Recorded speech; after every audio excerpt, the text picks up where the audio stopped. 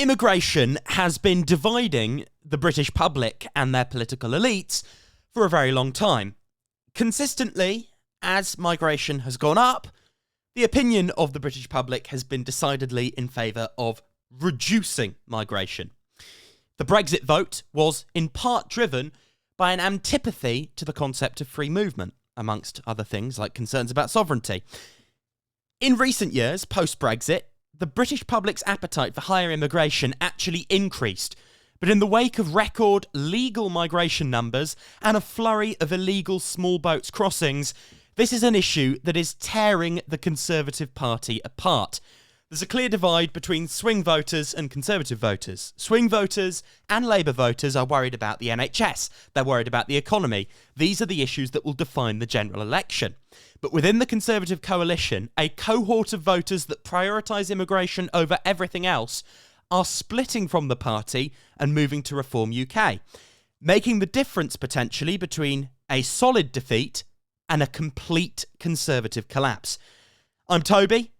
Theo is here as well. Welcome back to Political Paradigms. Theo, how are you doing? Fantastic. Better than the Tories, I can tell you that. You always say that, and it is always true. I say that once every 3 months. Yeah, I go, how are you? And you go, hang on, say it again. Theo, how are you? Better than the Tories. Wow. But it is true, though. So there's a few issues. We did do a podcast talking about immigration before. Now we know a little bit more about the landscape. We expect, as we're recording, the Rwanda sort of alteration is probably going to go through, and provided there aren't more legal challenges, there will probably be a flight off by June or July. Theo, how do you see this going? Do you think if Rishi Sunak gets a flight off, 2 or 3 flights off, let's be optimistic, 4 or 5 flights, let's say over the summer, 200 migrants are shipped off to Rwanda. Obviously, that's a tiny, tiny, tiny fraction of those coming over in small boats. Does this make a difference politically? It may have some symbolic significance, but no one really thinks it makes a dent in the actual migration numbers. And it's too little too late. So I'd say no. Yeah, the thing about this is, the whole deterrent idea I don't get, because so if you put yourself in the mindset, like even setting aside morality of it or whether we would personally agree with it, if we take the logic as they present it, if you're a migrant desperately crossing the channel and there's like a 5% chance you get sent to Rwanda, surely you take the risk.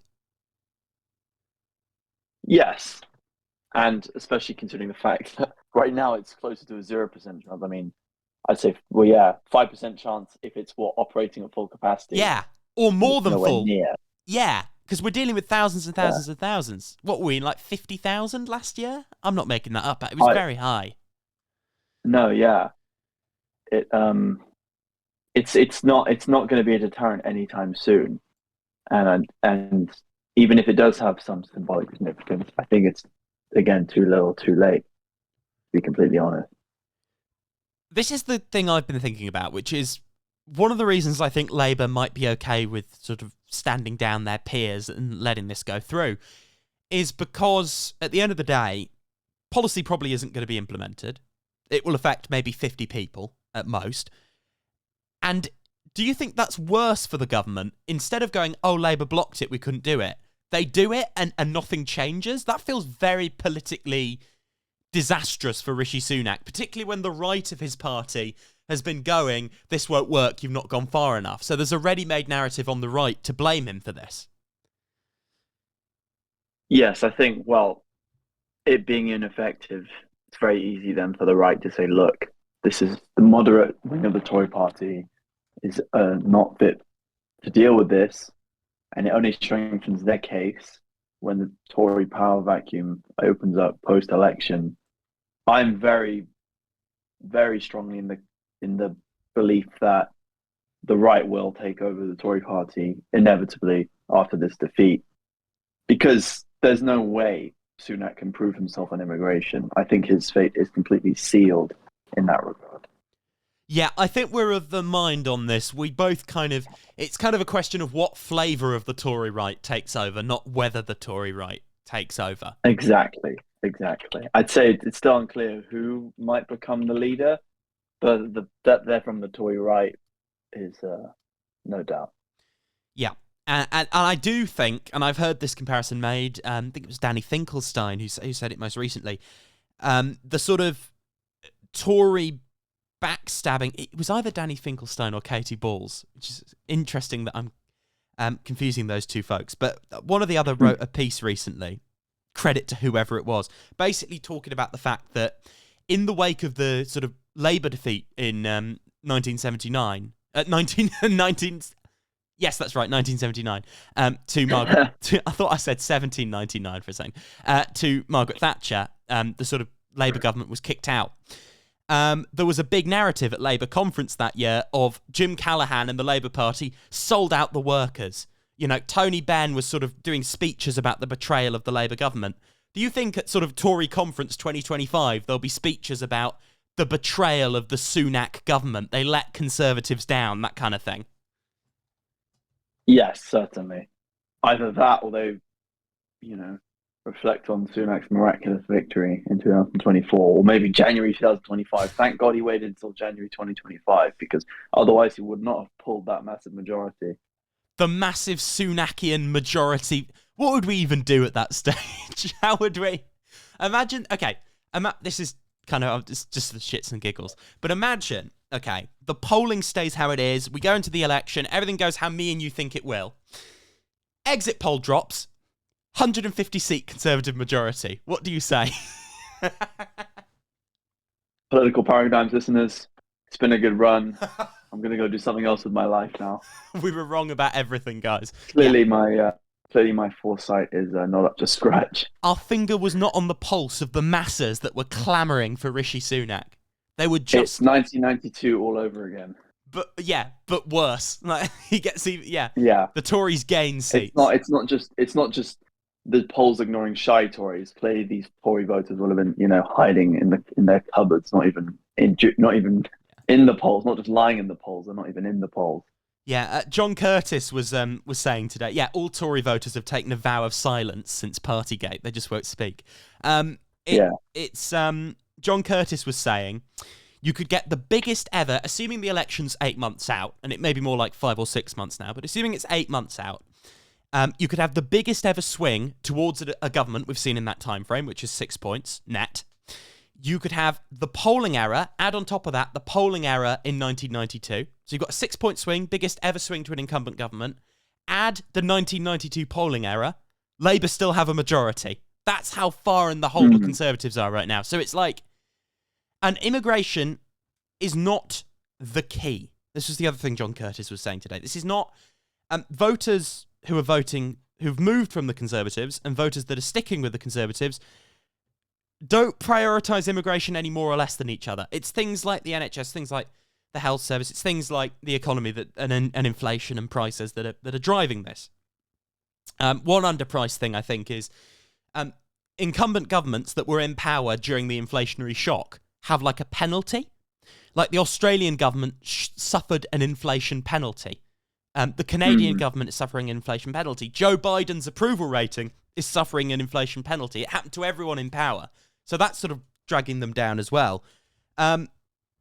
Obviously, you've got the reform voters that feel strongly about this. Now, stop me if you think I'm wrong, but I just feel like if you feel so strongly, you think Rishi Sunak is like too left-wing on immigration, surely the small boats aren't going to make a difference to you because you're still angry at record migration, on which Jeremy Hunt's growth strategy is predicated, legal migration, and you're still going to have small boats crossings for the next year. So, like, what's going to pull these people back? Yes. Again, even for those who would say, I mean, look, it's not, I don't think predicating an economic growth strategy on stable migration, having unstable migration, that on the one side, you've got people who aren't impressed by that, and then people who just flat out don't want, much migration at all, having too much. There's not really anywhere they can win. I mean, you were going through all these policies, NHS, economy, inflation. There's nothing for them to really lean on and say that they're winning on at the moment. Not to say, Labour has a record of successful policies in any of these areas in the last 14 years. They have nothing. But I'd still say the Tories will send people to the in the way of the other parties just purely by their lack of aptitude dealing with them. Yes, and I mean, do you buy the idea Labour might pitch themselves as the party of lower migration than the Tories? Do you think that's what it does feel a bit like that's what they're leaning towards? I've written about this before, this idea that Labour will basically say, looking at legal migration, it's at a record high because of government policy. They will say, we aren't in hock to business interests that want cheap labour. We are the party that will lower legal migration. Do you think people will buy that, or do you think people are just upset with the Tories? I think they could. I think I'm not sure how they'd approach it because, on the one hand, we have seen Labour leaning on their traditional message. We represent the working people, not the interest of private money. Yeah. Though I I think they could be successful in migration either way, leaning on it from a more the perspective you just outlined, or just from a straight up, curb immigration, restore stability. Because I have seen that incorporated into their message. From how I understand it, Starmer's trying to appeal to a much broader base this election, Yeah. which I think is a strategically sound move. And I think on immigration, there's more people than ever now coming from immigration from a more what would be considered traditional Tory standpoint of stability. This is not economically sound or culturally or whatever, and they could win on that. But either way, it's like we've been saying. I think people are willing to give them a chance. Would you say people are willing to give them a chance? I think this Would you say that's kind of a consensus around the country? I think this is it. And it's not that people think they do good on it. When you look at the numbers on different policy areas, often Labour's numbers are lower than they were in like 2015 in terms of who'd do a better job. It's just the Tories' numbers are in single digits, so Labour have a big lead. There is a huge amount of apathy. There is very little trust in either party to deliver. But I think there is a belief Labour wouldn't do any worse and we want to kick these people out. I think that's what it's built on. And once in government, Labour will either disappoint people or they can actually work with those low expectations and people go, actually, oh, wow, they actually are doing better. There is some low-hanging fruit. But yeah, I think that is the mood. The mood is the Conservatives have no credibility. We're willing to give the opposition a chance. I think we've never seen anything like in 1997. Labour weren't running on we are like the anti-migration party. We're like the less immigration than the Tories party. Labour weren't leading on national security, immigration, economic competence, all these metrics. They are now.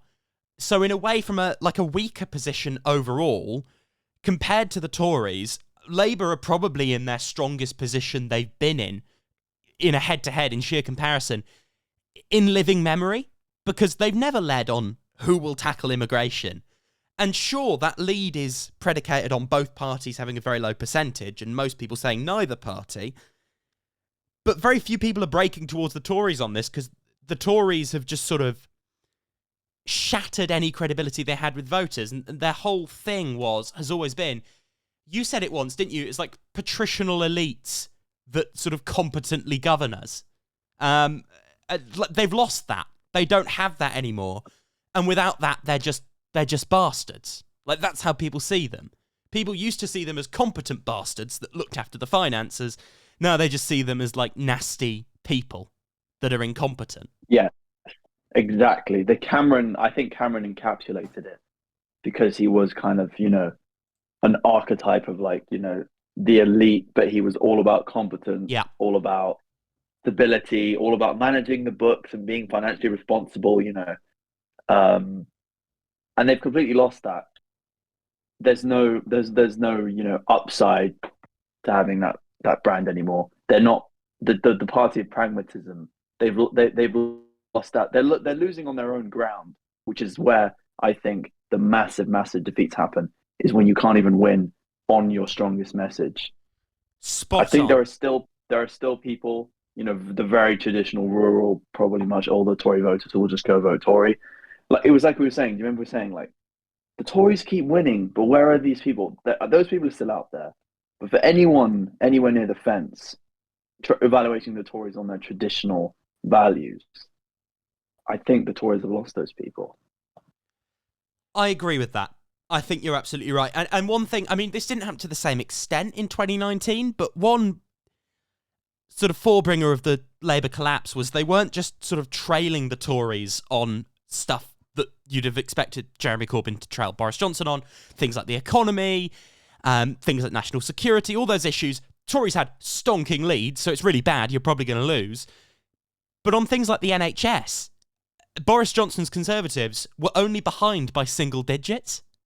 And if you're Labour ahead by like 5 points on the NHS, it's like, what do you have left? It's the same for the Tories now, except on their issues, they're actually behind by 5 to 10 points. Which leads me to national security. Labour are really willing to park their sort of territory on Tory turf, criticising sort of Tory build-up of the army, taking a hard line on defence, trying to almost outgun the Tories, literally, on defence. You know, we will have a bigger, stronger army under Labour. We will upgrade the nuclear deterrent. We will do all these things. And we've seen in recent weeks, I mean, it really did last week look like we could see a serious escalation in the Middle East, which would obviously be terrible for everyone. And the sort of effect it has on British electoral politics, very much a secondary or tertiary consideration.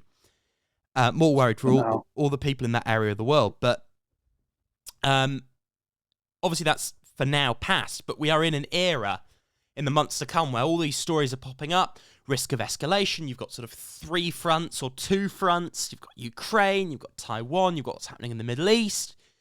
And Labour right now, you'd expect a previous era, this would be helping the Conservatives and weakening Labour. It doesn't feel like it's happening. In polling, they're either level or Labour are ahead. Do you think Labour are outgunning the Tories or starting to on national security as well? Because, I mean, if they are, that kind of closes off the last avenue for a Conservative sort of last-minute recovery, doesn't it? Are we talking national security directly or kind of involvement in wider geopolitical events? I guess, yeah, the sense... Because I guess for voters, it would never be, I'm voting Tory because Labour aren't pro-Ukraine enough or something, but it's more a sense of like, I'm going to vote Conservative because I trust them more to deal with like the threat of war or maybe an ongoing war. Whereas it now feels like maybe voters are not seeing it that way. They may even see Labour as better to deal with these things sort of through competence and toughness. Keir Starmer very much trying to project that image of strength. Yes, I'd say I'm not. I don't think the actual security of the country at the moment is an issue. I think it more comes down to alignment with the causes we're supposedly, supporting. We are directly supporting Israel. We are directly supporting Ukraine. I think those are more the lines along which voters will make their minds up. That being said, I think we're in a very different situation. I think since the Blair days, I'm making a much wider geopolitical point, but I think this is relevant. I think that there's been, well, obviously it's been 20 years since the war in Iraq started. Since then, popular opinion, which wasn't great about it at the start, to do with our involvement in proxy wars abroad, especially, in the Middle East, has gone down. I think the majority now aren't in favor of continuing to fund overseas wars that don't seem to have an end in sight, and the Tories, attempting to kind of frame it as, them projecting stability and supporting freedom. I don't think people are buying that. I mean, obviously Starmer's had his own problems with this, but, and I'm not saying he's exactly winning on it, but yes, I think the Tories might be losing also this last kind of bit of ground that they had, because we're not living in an era anymore where, the government can just say, we're going overseas to fight these terrorists to protect you and your freedom. I don't really think people buy that anymore. That's a really good point, actually. I was going to ask you, do you think if national security is a central issue in the election, let's say a wider war has kicked off in the Middle East, or there's some threat from Putin, like at the end of 2022, you're hearing noise about like sort of a nuclear threat from Russia, or just something like that is in people's minds. It creeps up the agenda. Do you think that helps the Conservatives, or do you think we are now in a position where there would, like you say, post-Iraq, because you think sort of the 1992 election, John Major helped by the Gulf War, stuff like that. Do you think voters have soured so much on sort of intervention that now they would almost there'd be like a more Labour shift in reaction if the government got us entangled in something abroad. Yes, I'd say perhaps more of the same kind of anti-Tory Labour. Labour's not super divergent on foreign policy. I Yeah. think Starmer's biggest tactical blunder has been not making a clear position on the conflict in the Middle East. Yeah, he Kind of. shifted positions a lot. It seemed very tactical. It did seem very tactical, and I can understand why. I suppose it's important for him to hold on to a pro-Israel base. I suppose there is a pro-Israel base in the Labour Party to hold on to, and also Tory swing voters. I don't think is perhaps support for Israel is as much of a dividing issue in the UK as it is in the States. But certainly, entanglement in a foreign conflict is not going to look good for any government. I think again, things are so different now than they were in 2003. I don't think people will buy the message, that Blair tried to sell. And let's not forget, 3 million people turned out to protest against the Iraq War before he went, and that was before 20 years and the exposure that there was no weapons of mass destruction and nothing really major change in those regions that we were involved in. And the Tories getting us involved in a wider conflict would be bad. It would be bad for them, especially on, as you say, the last policy bastion, I suppose you could say. Yeah, and I think we are in this position where everything is now and I'm not saying this is wrong or right, but everything is now going to be a blame the Tories thing. So if something goes wrong in the economy, we have like an energy shock in the next few months. Obviously, we hope doesn't happen. Imagine that happens. It will. Voters previously gave the Tories the benefit of the doubt, like at the end of lockdown. Oh, it's a tough situation. Boris is dealing what's being thrown at him. Now it would be, oh, look what they've done. Like, there is no benefit of the doubt from voters anymore. Yes, and while some of it's justified and some of it is just, wider trends and random events, when you're incumbent, everything's going to fall on you. That's just that's how it is, especially when you've racked up this kind of reputation. Yeah. Up Shit's Creek without a paddle, electorally speaking. Yes, exactly. Few other notes from the week. Angela Rayner, police investigation still rumbling on. I don't know if there's anything you want to say about that, but I mean, from my perspective, until anything is sort of found to be a crime, it's not very important. It doesn't seem to be making an impact so far. We just kind of sit and wait, right? We sit on this one. Yeah. We'll do a podcast about it if something severe comes up. In other news, all the sleaze ongoing in Westminster. Unfortunate for the Tories, helps neutralise the Angela Rayner thing. But again, it's not making waves. I think voters have broadly tuned out of Westminster at this stage. I'm Sorry, go on, Theo. Lines revealing, that there's who's stepping down and the jobs being lined up for them and who's trying to come back. Is there some kind of major coverage of this, or is this just me? What, the sort of idea of lots of Tories stepping down? There's lots of names coming down of who's stepping down, hundreds of Tories stepping down, and they're already getting, second jobs lined up. I think it feeds into the inevitable momentum towards Labour, I think. It may be I don't know if it makes it easier for them to take seats, but I imagine without a sitting MP, it's probably slightly easier to topple a seat, isn't it? But, I mean, the reality is hundreds of Tory MPs are potentially going to lose their seats. A lot of these people are stepping down under sort of the duress of their voters kicking them out, I suspect. Which is why discipline is breaking down as well. What else have we had this week? Oh, yeah, the sort of Osborneite benefits crackdown from Sunak. Did you hear about this? This was interesting. I didn't know. Sunak basically did this speech at Ian Duncan Smith's think tank where he basically said, and again, it's about the next parliament, so it won't really matter, but people are claiming disability benefit sort of unfairly. People are using mental health as an excuse, and we need to get people back to work, was the gist of it. And we need to get all these people off the rolls, sick note Britain and the rest of it. I would suspect that sentiment probably resonates with people, but I also suspect no one really cares what Rishi Sunak is saying, unfortunately for Rishi Sunak. Unfortunately for Rishi Sunak and just Rishi Sunak. Yeah. It's Yes, basically, it really feels like they're playing the his hits, aren't they, Theo? They're playing the hits. they really are. It's like they're doing a compilation album of Tory's greatest hits from 2010. Yeah. It really feels like he is desperately flip-flopping between different strands of Toryism, throwing out the most generic taglines you can find from them. Seeing if anything lands, nothing lands. Um, I suppose it's a last ditch attempt, Yeah, sounds about right to me. which suggests he might extend until January 2025 Oh, you're to try not. and experiment even more. Are you on Team January? Oh, we can talk about I'm this. still Team January 2025. I've commented on a few of the podcasts. Hashtag Team Jan 2025. I'm sure we'll have more election timing chat after the local elections.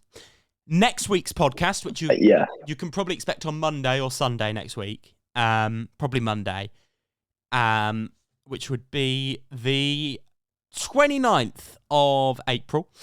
We're going to be talking about the local elections. I am going to get my spreadsheet out, talk us through all the mayoral races, all the council races, what we can expect, what it means. Got that Blackpool by-election as well, don't forget about that. It looks like we're going to be recording it in person. That's going to be exciting, isn't it, Theo? Very exciting. We've got to flesh out the details now, I suppose, about exactly where. Pretty much. But whether in person or distanced, you will be getting your essential guide, easily broken down to the local elections 2024. Basically the prequel to the general election. The last set of local elections before the general election, that will be coming to you. The last barometer of public opinion before Rishi Sunak goes to the country. You'll be getting that next week. Theo, thank you for joining me on Political Paradigms. Thank you.